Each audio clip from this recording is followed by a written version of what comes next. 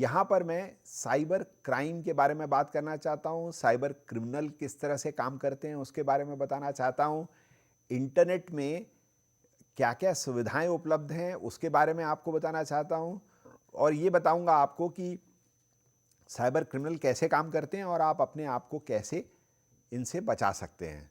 तो अपन अब शुरुआत करते हैं सबसे पहले कि साइबर क्रिमिनल जो हैं वो हमारी अब जो दैनंदिनी ज़िंदगी है, उसको पूर्ण रूप से प्रभावित करने की क्षमता रखते हैं।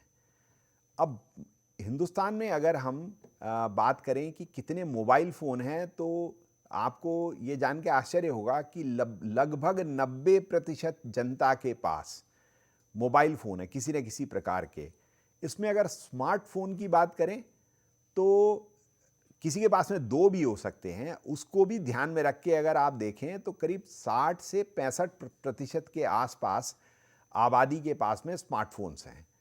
और अगर स्मार्टफ़ोन्स हैं, तो निश्चित मान के चलिए कि भुगतान भी कर रहे होंगे, टिकट भी बुक कर रहे होंगे, बाहर सैर-सपाटे के लिए जो हॉलिडे है वो बुक कर रहे होंगे। आजकल एयरबीएनबी, उबर, ओला, आपके भुगतान की जितनी भी यूपीआई के सिस्टम्स हैं, क्रेडिट कार्ड, ये सब कुछ आजकल मोबाइल फ़ोन पे आ गया है और आपको कुछ साथ में लेके जाने की ज़रूरत नहीं है।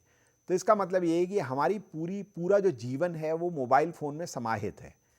और उसके साथ में अगर हम सोशल मीडिया की बात करें और जो जानकारी हम इंटरनेट के माध्यम से लेते हैं उसकी बात करें, तो काफ़ी बड़े पैमाने पर हमारी जीवन का एक बहुत बड़ा हिस्सा वो मोबाइल फ़ोन और इंटरनेट टेक्नोलॉजीज़ को समर्पित है।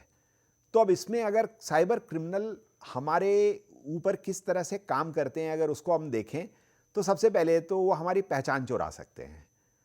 अब जैसे मैं आपको बताऊं कि आपका जो आधार कार्ड है, अगर आप उसको सावधानीपूर्वक उसका उपयोग नहीं करते हैं और वो किसी को भी उपलब्ध करा देते हैं उसकी कॉपी करके, तो उसका दुरुपयोग होने की बहुत बहुत संभावनाएं हैं। जैसे मैं आपको एक छोटी सी सलाह दूंगा कि आधार कार्ड अलबत्ता तो आपको फोटो पहचान के रूप में नहीं देना चाहिए। आप अपना वोटर आईडी कार्ड या ड्राइविंग लाइसेंस दीजिए। पैन कार्ड और आधार कार्ड मेहरबानी करके किसी को भी मत दीजिए, क्योंकि इससे आइडेंटिटी थेफ्ट संभव है। दूसरा, मैं आपको बता रहा हूं कि बहुत लोगों ने अपने पैन कार्ड को फोटो आईडी के रूप में दिया था। रेलवे रिजर्वेशन के चार्ट के ऊपर लोगों के पैन कार्ड के नंबर उपलब्ध होते थे। बहुत से जो साइबर ठग हैं वो क्या करते थे कि उस पैन कार्ड का उपयोग करके कुछ ट्रांजैक्शन कर लेते थे। अब आपको समझाना है कि तो ये इस तरह की जो सावधानी, इसमें टेक्नोलॉजी नहीं, इसमें हमारी मूर्खता का बहुत बड़ा रोल है। मैं मूर्खता जैसा शब्द बहुत ज़्यादा बड़े पैमाने पर उपयोग कर रहा हूं, जो मुझे नहीं करना चाहिए, लेकिन हमारी मूर्खता से अगर हम बचें तो ये 2 कार्ड्स हैं, पैन कार्ड और आधार कार्ड। इसका उपयोग फोटो पहचान के रूप में कृपया करके ना करें। ये दोनों कार्ड बहुत अब अत्यधिक संवेदनशील हो गए हैं। अब देखिए, shame and loss of reputation, इसमें मैं एक दूसरी बात कह रहा हूं। देखिए, मैंने आपको पिछले लेक्चर में बताया था कि ये जो बहुत बार आप देखिए कि एक अरब स्प्रिंग नाम का, आप जनरल गूगल सर्च करिए, अरब स्प्रिंग लिखिए, सरकारें गिर गई हैं साहब सोशल मीडिया के कारण से। अभी सरकारें बदनाम हो जाती हैं और सरकार कुछ नहीं करती है तो भी बदनाम हो जाती है। तो इसीलिए सोशल मीडिया पर जो आपका अकाउंट है, आप उसके बारे में सजग रहें। फेसबुक, ट्विटर, लिंक्डइन, इसके ऊपर अगर आपके अकाउंट्स बने हैं तो उसमें बीच बीच में लॉगिन करके आपको देखते रहना चाहिए कि उसका नियंत्रण आप ही के हाथ में, किसी और के हाथ में तो नहीं चला गया। फिर आप देखिए कि फाइनेंशियल लॉसेस ये सबसे बड़ा परेशानी का सबब बन गया है आजकल। अब जैसे यूपीआई है, उसकी जो खूबसूरती है वो ये है कि जब तक सिम कार्ड, फ़ोन और आपका बायोमेट्रिक अटैच नहीं है और आपको पिन याद नहीं है, तब तक आप उसका उपयोग नहीं कर सकते। तो वो काफ़ी सेफ बना है। लेकिन बहुत से ऐसे क्रेडिट कार्ड होते हैं जो बगैर आपने कार्ड का नंबर डाला और वो पेमेंट कर देते हैं। उसी तरह से आपको ओटीपीज नहीं देना है। किसी भी तरह का कोई भी ओटीपी कोई भी मांग रहा हो, अगर कोई आदमी अगले फोन पे खड़े होकर कह रहा है कि मैं भगवान बोल रहा हूं, मुझे ओटीपी दे दीजिए, कृपया करके भगवान को भी ओटीपी नहीं देना है आपको। तो ओटीपी के बारे में बहुत ज्यादा हमें सजग रहना है, क्योंकि ओटीपी एक ऐसा माध्यम है जिसके माध्यम से साइबर क्रिमिनल आपको चूना लगाते हैं। अभी लगातार ये घटनाएं मैं अखबार में देखता हूं, दो चार रोज का वर्णन आता है। तो तो बहुत से लोग हैं जो ठगे जाते हैं लेकिन बताते नहीं हैं। इसके अलावा रैंसम पेमेंट, मतलब आपका जो सिस्टम है वो वल्नरेबल है, खराब है। पिछले लेक्चर में मैंने आपको बताया था कि आपको अप टू डेट सिस्टम रखना चाहिए, उसमें पैचेस लगाना चाहिए, एंटीवायरस रखना चाहिए। तो क्या होता है कि अभी एक बहुत बड़ी एक कंपनी का और एक बहुत बड़े हॉस्पिटल में एक रैंसमवेयर नाम की चीज़ होती है। तो वो उनने पूरी फाइलों को इनक्रिप्ट कर दिया और वो बेचारी दोनों संस्थाओं को क्रिप्टो करेंसी देना पड़ी थी उससे बाहर निकलने के लिए। और क्रिप्टो करेंसी के बारे में एक बात और बताना चाहता हूं कि कोई नहीं पता कर सकता कि कहां से लाई थी और किसको दी, और उसके बाद में उनको एक्सेस मिल पाया। अच्छा, फिर रैंसम पेमेंट में एक और चीज़ है, लड़कियों को लोग बहुत मतलब आपने अगर कोई वीडियो कॉल जैसे व्हाट्सएप पे एक्सेप्ट करने का एक हमारा चलन हो गया है, अननोन नंबर से वीडियो कॉल्स को एक्सेस नहीं करना चाहिए, क्योंकि वो स्क्रीन रिकॉर्ड करेंगे और फिर उसके माध्यम से आपको ब्लैकमेल करेंगे। अच्छा, फिर आपके डिजिटल असेट्स हैं, आपका फ़ोन आपका नहीं रहेगा, तो आपका फ़ोन अगर हैक हो गया है तो मेहरबानी करके फ़ोन से मोह मत पालें, उसको पूरा फॉर्मेट करके दोबारा स्टार्ट करें आप, क्योंकि अगर आप नहीं करेंगे तो आप उसके अंदर जो भी आपके पिक्चर्स हैं और जो जानकारी है वो सब हैकर ले जाएगा। अब देखिए, इंटरनेट के 3 हिस्से होते हैं। एक तो जो आप रोज देखते हैं, जैसे जनरल गूगल सर्च करते हैं तो आप कुछ भी पता करना चाहते हैं कि जैसे इलॉन मस्क क्या कर रहा है, यूक्रेन में क्या हो रहा है, आप जनरल गूगल सर्च करते हैं और आपको उसके बारे में इंफॉर्मेशन मिलती है। तो ये सरफेस वेब है, और जो अधिकांश हमारे ज़िंदगी का हिस्सा है वो सरफेस वेब के ऊपर चलता है। एक डीप वेब होता है, तो डीप वेब में आपका क्रेडिट कार्ड, डेबिट कार्ड, आपकी जो ईमेल्स हैं और जो आपका पेमेंट सिस्टम्स हैं वो डीप वेब का पार्ट होते हैं। यहाँ से धोखाधड़ी शुरू होती है। तो डीप वेब मतलब आपके जो भी आपसे रिलेटेड पर्सनल इंफॉर्मेशन है जो एनक्रिप्ट होती है, वो डीप वेब का हिस्सा है।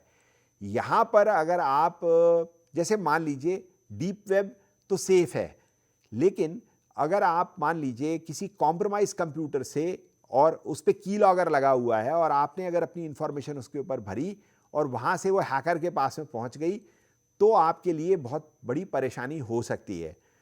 फिर आखिरी में होता है डार्क वेब। मैं ये क्यों बताना चाह रहा हूँ आपको, मैं समझाता हूँ कि जो डार्क वेब है वो ऑनियन राउटिंग के थ्रू, मेहरबानी करके शुरू मत हो जाइएगा इसके ऊपर कि मैं भी जाके देखूँ डार्क वेब में क्या है। डार्क वेब बिल्कुल भी अच्छी जगह नहीं है। यहाँ पर किस्म किस्म के क्रिमिनल्स, गन्स बेचने वाले, मानव अंगों का सौदा करने वाले, ड्रग्स बेचने वाले, विमेन का ट्रेड करने वाले, चाइल्ड का ट्रैफिकिंग करने वाले, सारे लोग डार्क वेब पे होते हैं। तो डार्क वेब पर नहीं जाना चाहिए, और उस पे जाने के ऑनियन राउटिंग के प्रोटोकॉल्स हैं, उसके थ्रू लोग जाते हैं। कहना मैं ये चाहता हूँ, अभी देखिए, अगर मान लीजिए ये पिक्चर अगर आप देख रहे होंगे तो उसमें एक प्याज बनी हुई है। तो डार्क वेब जो है वो अच्छी जगह नहीं है। और मैं आपको ये इसलिए बता रहा हूँ कि आपको देखना पड़ेगा कि आपके यहाँ जो छोटे बच्चे हैं आजकल बड़े क्रिएटिव हो गए हैं, बहुत जल्दी वो समझ जाते हैं कि ऑनियन राउटिंग क्या है। संभव है आप अपने यहाँ आज अगर अभी चाहें आप और 2008 से 10 के बीच में या 2008 के बाद में पैदा हुए बच्चों से अगर आप इंटरैक्शन करें और ये पता करने की कोशिश करें कि 14-13 साल का बच्चा है, उसको पूछें कि ऑनियन राउटिंग क्या है, तो वो आपको हो सकता है बता दे। यदि अगर आपको बता रहा है तो आपको क्यूरियस हो जाना चाहिए और आपको पता करना चाहिए वो कर क्या रहा है वहाँ पर, क्योंकि कल को आपके यहाँ पुलिस खड़ी होगी, आपके लिए दिक्कत हो जाएगी। तो डीप वेब है, सरफेस वेब के बारे में चिंता करने की बात नहीं है, रोज़मर्रा की चीज़ है। डीप वेब मतलब आपका जो ये फाइनेंशियल अकाउंटिंग सिस्टम है और बाकी सब चीज़ें हैं वो वहाँ पर हैं, वो आपको देखना है। डार्क वेब वो खतरनाक जगह है जहाँ आपको नहीं जाना चाहिए। हालांकि बहुत सी टेक्नोलॉजीज़ के थ्रू इमर्ज करी हैं, टेक्नोलॉजी जानने वाले लोग हैं वो वहाँ जाते हैं और उसको समझते हैं। तो अब देखिए, जो आपकी जानकारी चुराते हैं, आपको नुकसान पहुंचाते हैं, उनको हम हैकर्स बोलते हैं। ये बहुत अच्छा एक पिक्चर मेरे को मिला था। ये स्क्रिप्टिंग करते हैं तो ये जो बना हुआ है स्कल, ये एक बहुत पहले एक डिस्ट्रीब्यूटेड डिनायल ऑफ सर्विस का एक अटैक हुआ था, उस समय ये बन के आया था। जो डीडॉस हुआ था वो हुआ था, उसका जो स्क्रिप्ट था उसका उपयोग करके ये स्कल बनाया गया है। तो अब इसमें ये हैकर के मैंने 14 प्रकार लिस्टिंग की है। ये मतलब आप अगर देखेंगे तो ये कोई ऐसा ऑफिशियल क्लासिफिकेशन नहीं है, बल्कि इन्होंने ये कोशिश करी है कि कौन कौन से लोग हैं जो किस किस तरह के काम करते हैं। तो अब जो पहले 3 हैं वो आपके लिए डेंजरस हो सकते हैं, जैसे ब्लैक हैट। तो ब्लैक हैट हैकर जो होता है वो क्या करता है कि वो कोशिश करता है कि आपकी जानकारी चुराए, आपके क्रेडिट कार्ड की इंफॉर्मेशन ले ले, आपके डेबिट कार्ड की इंफॉर्मेशन ले ले, आपसे मतलब आपकी जो अदरवाइज इंफॉर्मेशन है, जो आपकी पर्सनल इंफॉर्मेशन है, आप कहाँ रहते हैं, आपके घर में अगर कोई लड़की रहती है तो उसको इन्फ्लुएंस करने का काम जो है वो ब्लैक हैट या क्रिमिनल हैकर्स करते हैं, और इनसे सबसे ज़्यादा सावधान होने की ज़रूरत है। वैसे जनरली ये लोग बहुत बड़े बड़े प्रतिष्ठानों पे और बड़ी बड़ी संस्थाओं के ऊपर ये अपना काम करते हैं, क्योंकि उसमें उनको लाभ होने की संभावना बहुत होती है। ये पेटी क्रिमिनल्स नहीं होते हैं, ये बड़े लोग होते हैं। फिर वाइट हैट, मतलब सरकारें वाइट हैट हैकर लगाती हैं ये पता करने के लिए हमारा सिस्टम कितना वल्नरेबल है।